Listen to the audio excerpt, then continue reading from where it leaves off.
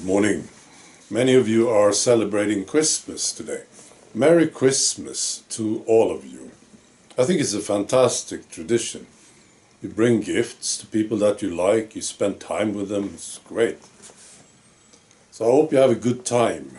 Right? Now I've been looking at this year that is soon to end, 2023. And I've been looking at politicians and people. Right? I saw this quote from Obama. You know what he said? He said this: I think it's important to understand that you can't have 100% security and then have 100% privacy. So what is he talking about? What do you think? Is he talking about both these things, privacy and security? Maybe he is. But you know, I think he's focused on the privacy part of it, you know, and security for people like him, the establishment. See, that's what he's talking about, I believe, because they feel threatened. This coming year, 2024, will be the year of big censorship. This is not hard to predict. They already started. They want to shut us all up, right?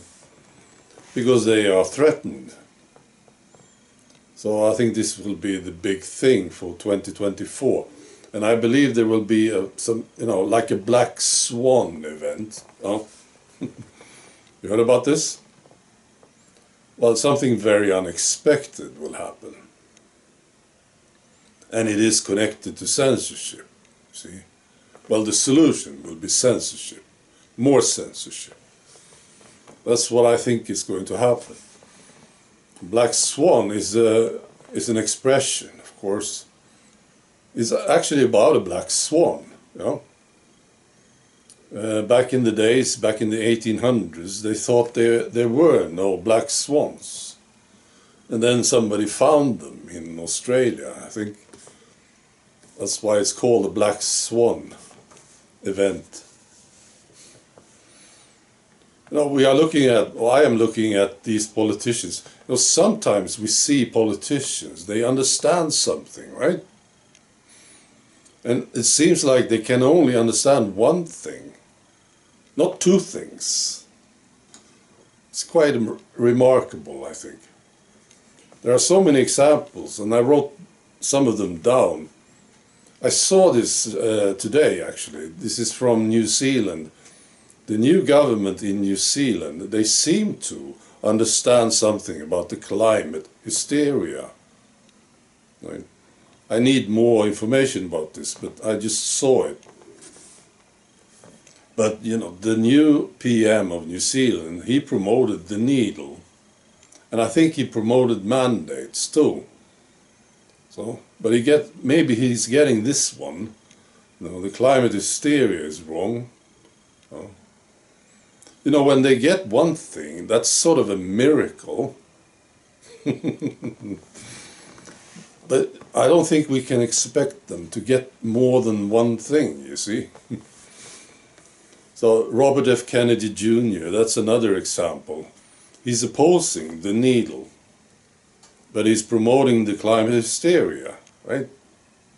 That's what I understand. The new president of Argentina is fighting the leftists, right? But he too promoted the needle. Boris Johnson, he worked for Brexit, so he sort of got that part. But then he was like this lockdown asshole overlord, you know. See what I mean? The Swedish nationalists, it's a good example. They want to deport people, and they are talking about closing down mosques. But they promoted the mandates. See? Geert Wilders is another example. This guy in the Netherlands, he understands this thing with the mosques and, you know, Islam. He too promoted the needle. That's what I understand. Trump, of course, It's a good example. He defunded the WHO and he attacked mainstream media. And then he's bragging about warp speed. Oh. So if they get one thing right, it's like a miracle.